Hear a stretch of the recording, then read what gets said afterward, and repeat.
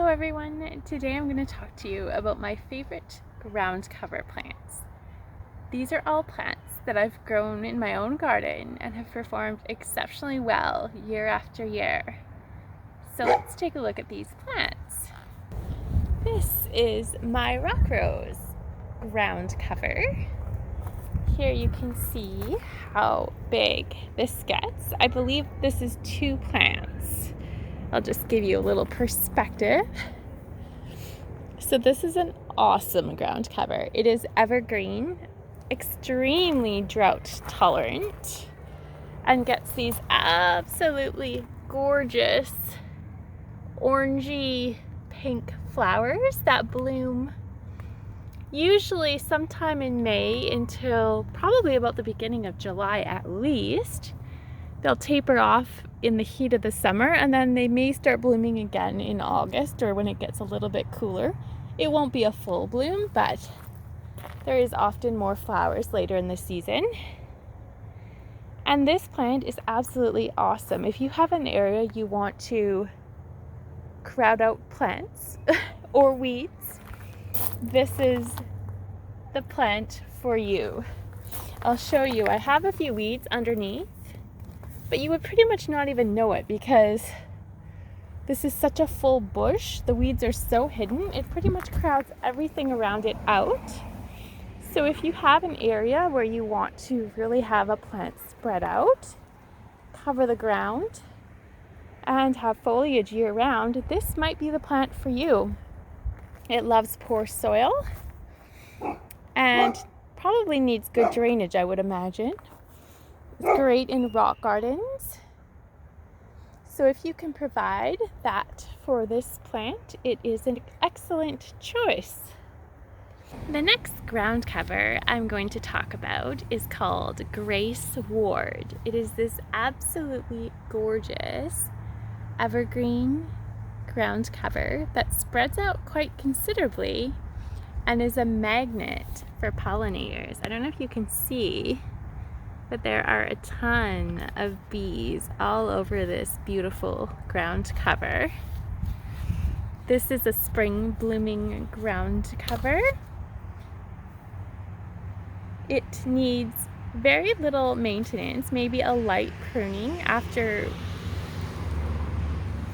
the winter when there might be a little bit of brown foliage. I usually give my plant a light pruning. It likes well-drained soil, and it has moderate water use. It blooms quite profusely.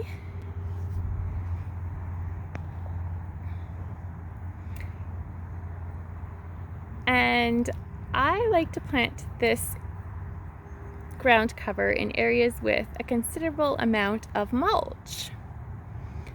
It does pretty well in that kind of a growing situation.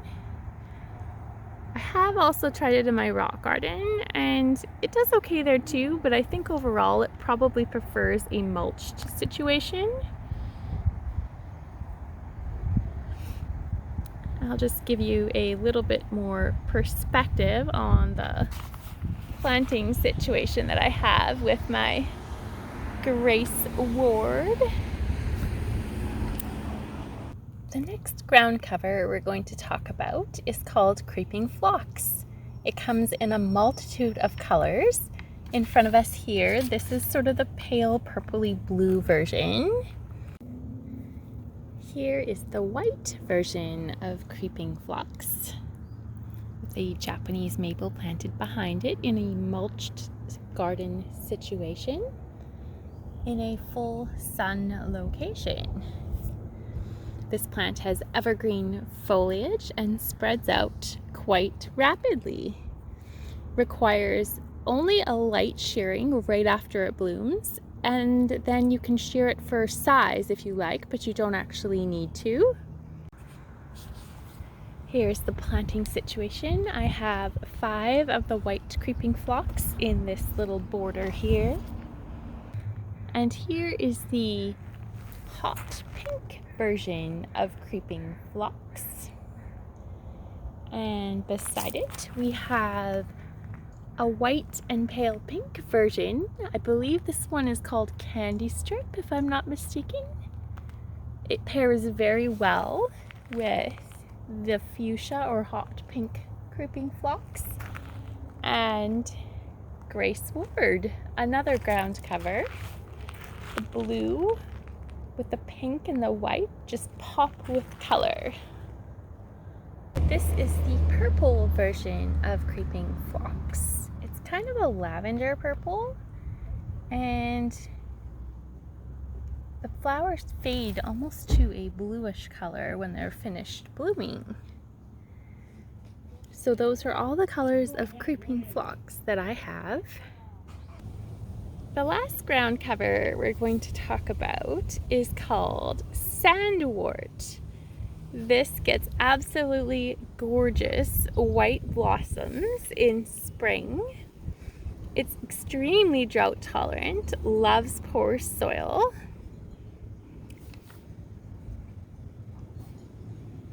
And does not require any pruning at all. So this is totally a low maintenance plant once you get it established. All of these plants, within a year or two, you do have to water them, even though they're drought tolerant. And then they'll be pretty good to go usually.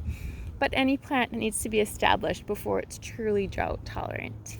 So when I started my rock garden, I'm going to show you. I planted one tiny starter size plant in this bed here. And 5 years later, this is what my rock garden looks like.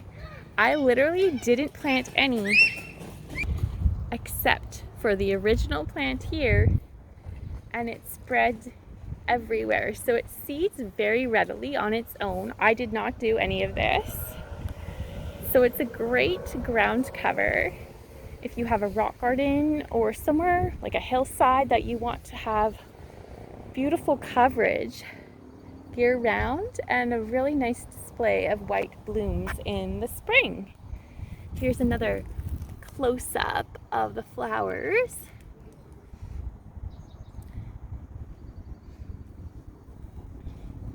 So all of these ground covers we talked about today are sun-loving. They all love full sun. So if you found this video useful, please give it a thumbs up. Leave it a comment down below and tell me what your favorite ground covers are. And thank you so much for watching. Have a good day.